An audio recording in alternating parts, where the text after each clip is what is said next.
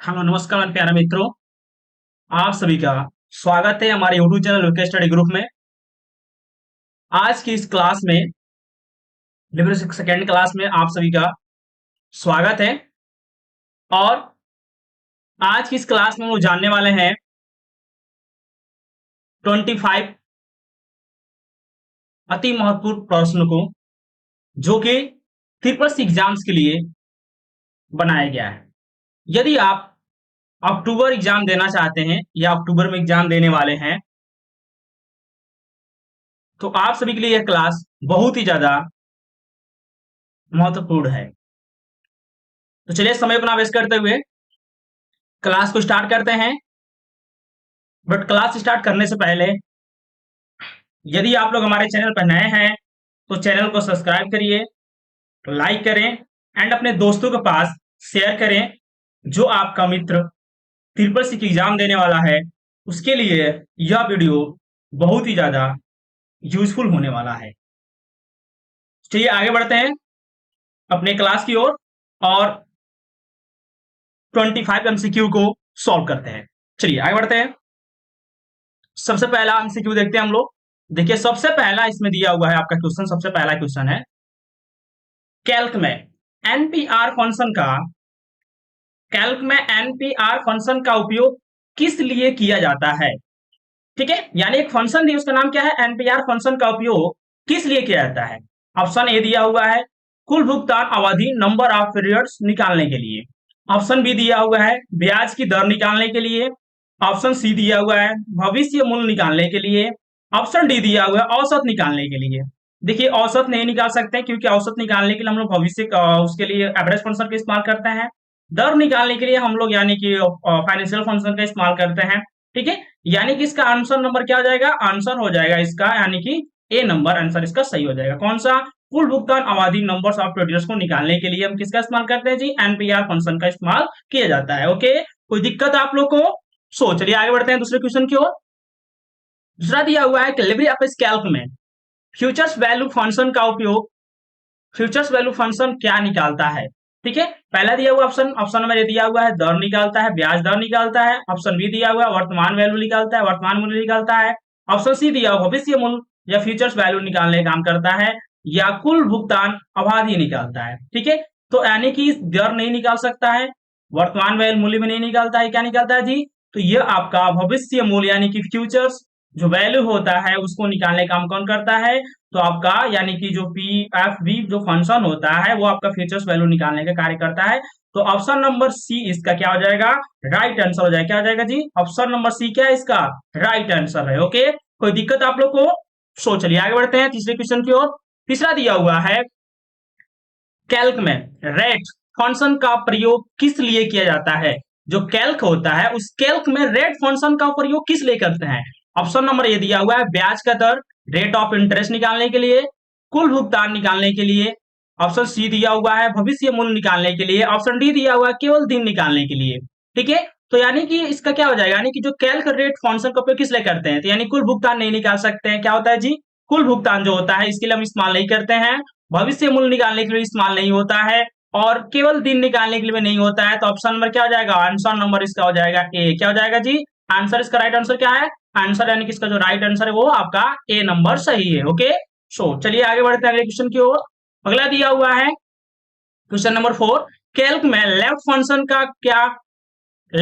क्या करता है, लेफ्ट फंक्शन का क्या कार्य क्या करता है। ठीक है, पहला दिया हुआ है स्टार्ट के दाएं और अक्षर, जो स्टार्ट के दाहिने अक्षर होते हैं उसको निकालने का कार्य करता है। दूसरा दिया हुआ है स्टार्ट के बाएं अक्षर को निकालने का कार्य करता है।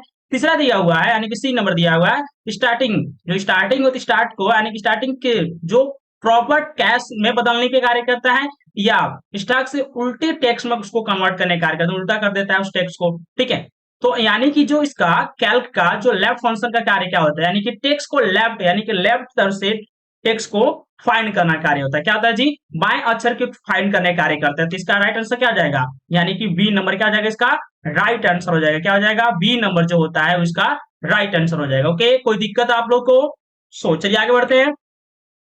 5 नंबर क्वेश्चन दिया है लिबरे ऑफिस कैल्क में राइट फंक्शन का उपयोग किस लिए किया जाता है। तो राइट फंक्शन का उपयोग किस लिए होता है, स्टार्टिंग के बाएं अक्षर को निकालने के लिए होता है, या स्टार्टिंग के दाएं अक्षर को निकालने के लिए होता है। सी नंबर दिया स्टार्टिंग से लंबाई निकालने के लिए होता है। ऑप्शन नंबर डी दिया हुआ है स्टार्टिंग से प्रॉपर कैश में बदलने के लिए होता है।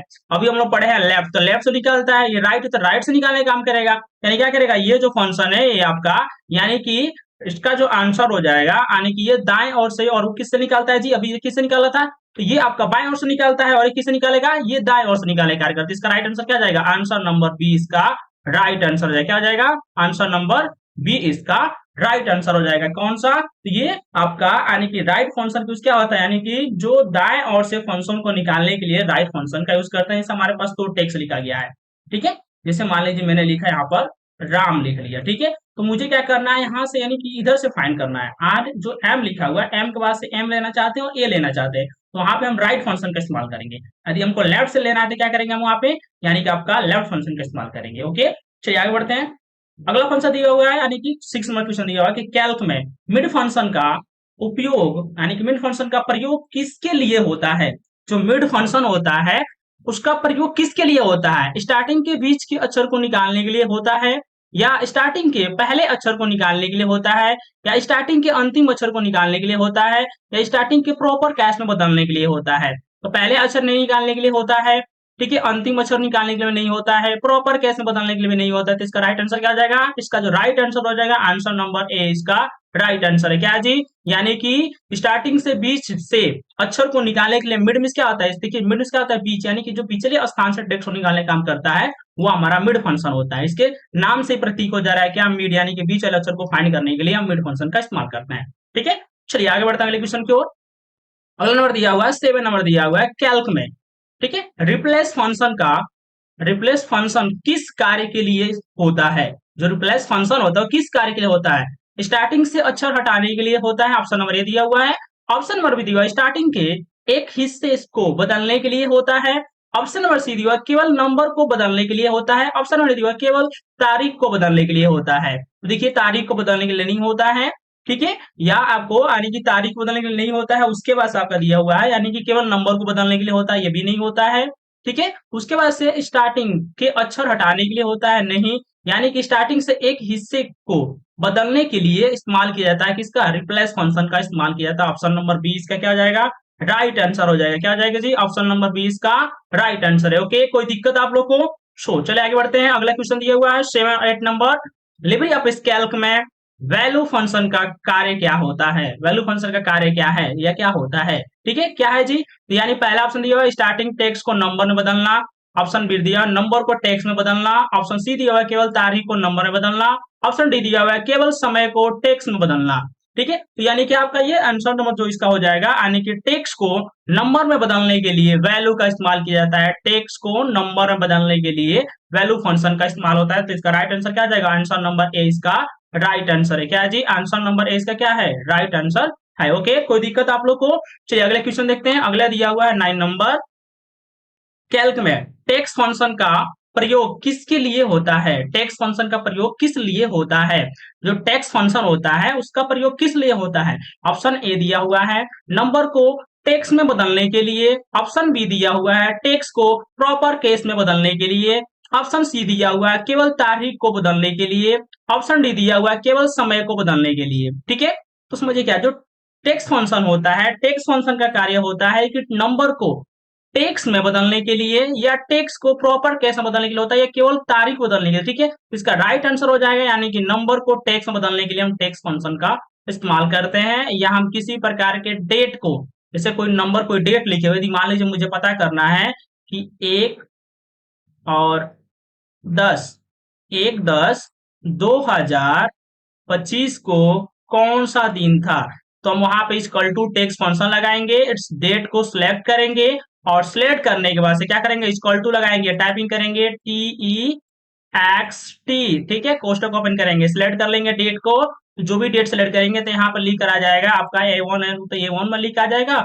उसके बाद से यहाँ पे कमा लगाने के बाद डबल कोट के अंदर हम प्रिंट कराएंगे, 4 बार डी लिखेंगे, क्या लिखेंगे जी हम यहाँ पर 4 बार डी लिखेंगे, एंड डबल कोट क्लोज करके कोष्टक क्लोज कर देंगे, एंड प्रेस इंटर कर देंगे। हमारा यानी कि जो भी डेट है उस डेट के दिन का जो डे होता है वो निकल कर आपके पास डिस्प्ले पर आ जाएगा। कोई दिक्कत आप लोग को, ठीक है, चलिए आगे बढ़ते हैं अगले क्वेश्चन की ओर। अगला दिया हुआ 10 नंबर, यानी कि लिबरे ऑफिस कैल्क में मॉड फंक्शन होता है किसका मान लौट आता है, जो मॉड फंक्शन किसका मान लौट आता है। पहला दिया हुआ है इसमें ए नंबर भागफल, दूसरा हुआ है शेषफल, तीसरा दिया हुआ है औसत, ठीक है, चौथा तीनवा दिया हुआ है भागफल, ठीक है। तो इसका जो राइट आंसर हो जाएगा, यानी कि जो आपका यानी कि मॉड फंक्शन काम होता है कि शेषफल को लौटाने के लिए हम मॉड फंक्शन का इस्तेमाल करते हैं। ओके, कोई दिक्कत आप लोग को, यदि किसी प्रकार की कोई दिक्कत हो तो कमेंट बॉक्स में कमेंट करके अवश्य बताइएगा, ठीक है। उस प्रॉब्लम को सॉल्व करने की कोशिश 100% किया जाएगा। ओके, चलिए आगे बढ़ते हैं। 11 नंबर आपके पास दिया हुआ है कि लिबरे ऑफिस कैल्क में पावर फंक्शन का प्रयोग किसके लिए किया जाता है। पावर फंक्शन का प्रयोग किसके लिए किया जाता है। ऑप्शन नंबर ए दिया हुआ है किसी संख्या का वर्ग निकालने के लिए, ऑप्शन बी दिया हुआ है किसी संख्या के घात पावर निकालने के लिए, या ऑप्शन सी दिया हुआ है केवल जोड़ निकालने के लिए, ऑप्शन डी दिया हुआ है केवल औसत निकालने के लिए। ठीक है, तो औसत तो निकालने के लिए नहीं होता है, क्या होता है जी, यानी पावर फंक्शन का उपयोग होता है, औसत निकालने के लिए नहीं होता है, केवल जोड़ निकालने के लिए भी नहीं होता है, किसी संख्या का वर्ग निकालने के लिए भी नहीं होता। क्या होता है, किसी संख्या का वर्ग निकालने के लिए नहीं होता। तो किसका क्या होता है, किसी संख्या का घात यानी पावर निकालने के लिए इस्तेमाल किया जाता है, यानी कि पावर फंक्शन का। तो इसका आंसर उसका आ जाएगा आंसर नंबर 20 का राइट आंसर है। क्या जी, ऑप्शन नंबर 20 का क्या है, राइट आंसर है। ओके, कोई दिक्कत आप लोग को। सो चलिए आगे बढ़ते हैं अगले क्वेश्चन की ओर।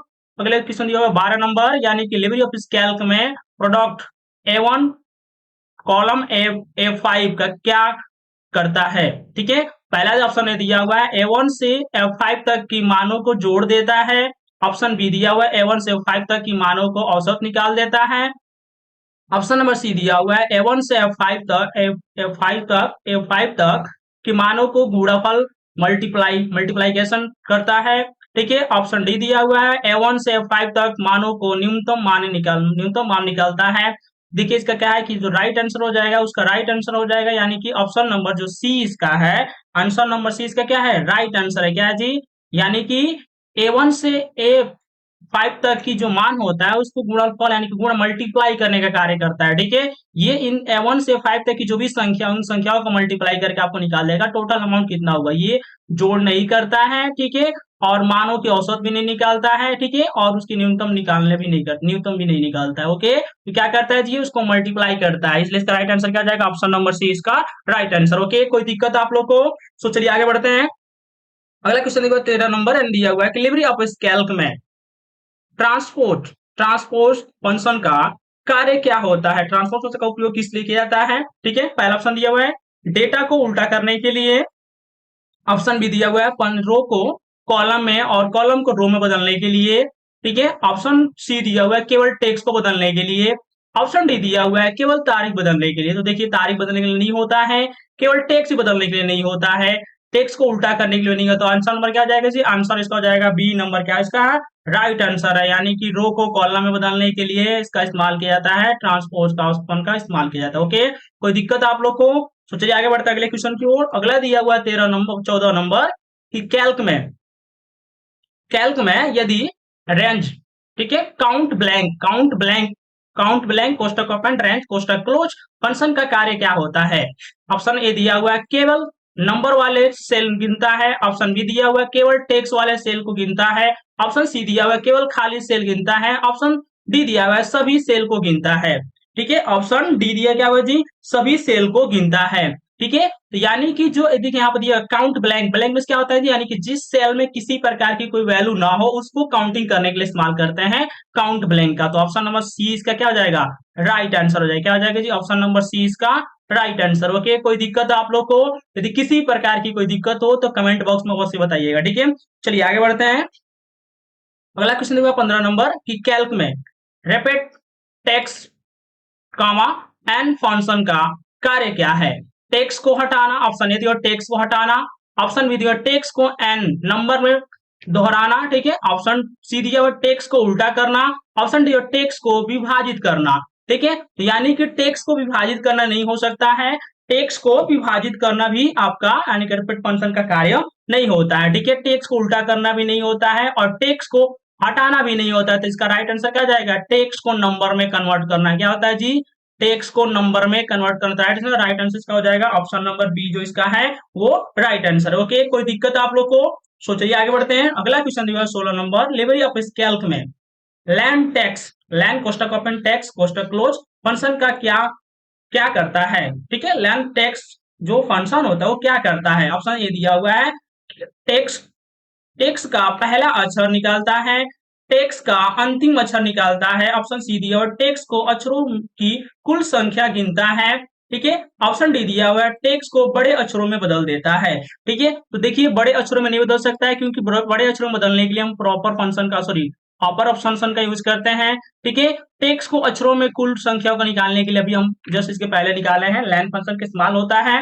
टेक्स को पहला अक्षर बदलने के लिए हम सेंटेंस का इस्तेमाल करते हैं, यानी कि उसमें सेंटेंस कैस का इस्तेमाल की जाती है, ठीक है। और टेक्स्ट को अंतिम अक्षर निकालने के लिए तो इसका राइट आंसर क्या जाएगा जी, यानी कि लिब्रे ऑफिस जो लैन फंक्शन का इस्तेमाल होता है, लैन फंक्शन का इस्तेमाल की जाती है, यानी कि इसका राइट सॉरी और टेक्स्ट को अक्षरों की कुल संख्या निकालने के लिए इसका right answer option number C इसका क्या है, राइट आंसर है, सॉरी, यानी कि ऑप्शन नंबर सी इसका क्या है, राइट आंसर है, ठीक है। टेक्स्ट को अंतिम अक्षर ये नहीं निकालता है, ठीक है। क्या करता है, टेक्स्ट को जो टेक्स्ट होता है टेक्स्ट की अक्षरों की कुल संख्या निकाल कर देता है, कौन, लैन फंक्शन निकाल कर देता है, ओके। कोई दिक्कत आप लोग को, तो चलिए आगे बढ़ते हैं।